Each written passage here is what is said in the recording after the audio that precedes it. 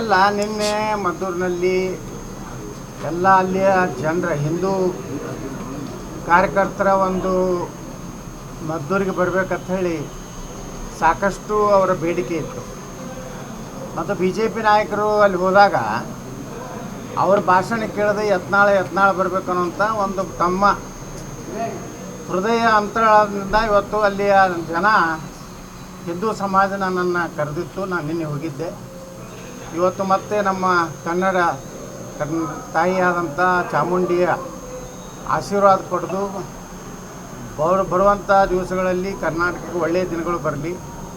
ಈ ಭ್ರಷ್ಟ ರಾಜಕಾರಣಿಗಳು, ಅಡ್ಜಸ್ಟ್ಮೆಂಟ್ ರಾಜಕಾರಣಿಗಳು ಕಿತ್ತೋಗಿ ಇವತ್ತೇನು ಕರ್ನಾಟಕದಲ್ಲಿ ಹಿಂದೂಗಳ ಮೇಲೆ, ಹಿಂದೂ ಹಬ್ಬಗಳ ಮೇಲೆ ಒಂದು ರೀತಿ ದಬ್ಬಾಳಿಕೆಯನ್ನು ಕರ್ನಾಟಕ ಸರ್ಕಾರ ನಡೆಸ್ತಾ ಇದೆ.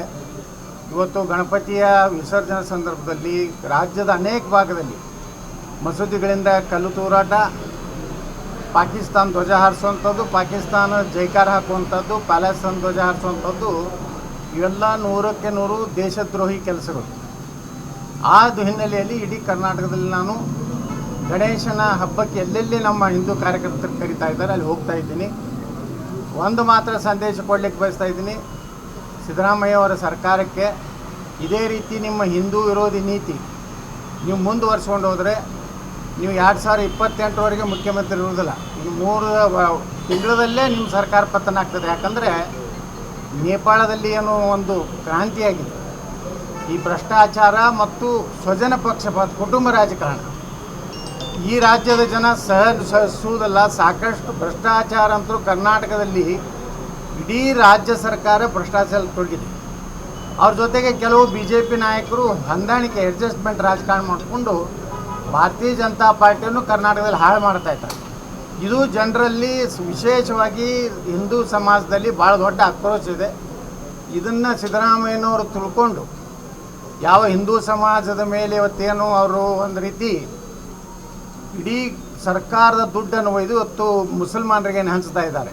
ನಿನ್ನೆ ಸುಮಾರು 435 ಕೋಟಿ ಮುಸ್ಲಿಂ ಮೊಹಲ್ಲಾಗಳಿಗೆ ಅಭಿವೃದ್ಧಿ ಅಂತ ನೋಡ್ರಿ. ಟ್ಯಾಕ್ಸ್ ತುಂಬೋರು ನಮ್ಮ ಜನ, ನಮ್ಮ ದಲಿತ ಕೇರಿಗಳು ಕೆಲಸ ಮಾಡಲಿ, ಅವ್ರ ಸ್ವಂತ ಸಮುದಾಯದ ಬಗ್ಗೆ ಏನೂ ಕಾರ್ಯಕ್ರಮ ಇಲ್ಲ ಸಿದ್ದರಾಮಯ್ಯನವರು. ಇಷ್ಟು ದೊಡ್ಡ ಸಮುದಾಯ ಹಾಲಮತ, ಆ ಕುರಿಗಾರರಿಗೆ ಒಂದು 5 ಲಕ್ಷ 10 ಲಕ್ಷದ ಯಾವುದೇ ಅನುದಾನ ಇಲ್ಲ. 10,000 ಕೋಟಿ ಕೊಡ್ತೀನಿ ಮುಸ್ಲಿಮರಿಗೆ, ಮುಸ್ಲಿಮರ ಧರ್ಮ ಶಾಂತಿ ಪ್ರಿಯ ಧರ್ಮ ಅಂತ ಏನು ಹೇಳ್ತಾ ಇದ್ದಾರೆ. ಹಾಗಾದ್ರೆ ನಾನು ಕೇಳಕ್ಕೆ ಬಯಸ್ತಾ ಇದ್ದೀನಿ ಸಿದ್ದರಾಮಯ್ಯನವ್ರಿಗೆ, ಕರ್ನಾಟಕದಲ್ಲಿ ಈದ್ ಮಿಲಾದ್ ಸಂದರ್ಭದಲ್ಲಿ ಹಿಂದೂಗಳು ಎಲ್ಲಾದರೂ ಒಂದು ಕಡೆ ಅವ್ರ ಮೆರವಣಿಗೆ ಮೇಲೆ ಕಲ್ಲು ಹಾಕಿದ್ದಾರ? ಅವ್ರೇನಾದರೂ ನಮ್ಮ ಹಿಂದೂಗಳು ಏನೋ ದೇಶದ್ರೋಹಿ ಘೋಷಣೆಗೆ ಹೋಗಿದ್ದಾರ? ಇದು ಯಾವ ಶಾಂತಿ ಪ್ರಿಯ ಧರ್ಮ ಅನ್ನುವಂಥದ್ದು ಸಿದ್ದರಾಮಯ್ಯ ತಿಳ್ಕೋಬೇಕು. ಮುಂದಿನ ದಿವಸದಲ್ಲಿ ಇದೇ ರೀತಿ ಅವರು ಮುಸಲ್ಮಾನರ ಹುಚ್ಚಾಟ ಮಾಡಿದ್ರೆ ಅವ್ರ ಸರ್ಕಾರ ಹೀನಾಯವಾಗಿ ಕರ್ನಾಟಕದಲ್ಲಿ ಪತನ ಆಗ್ತದೆ.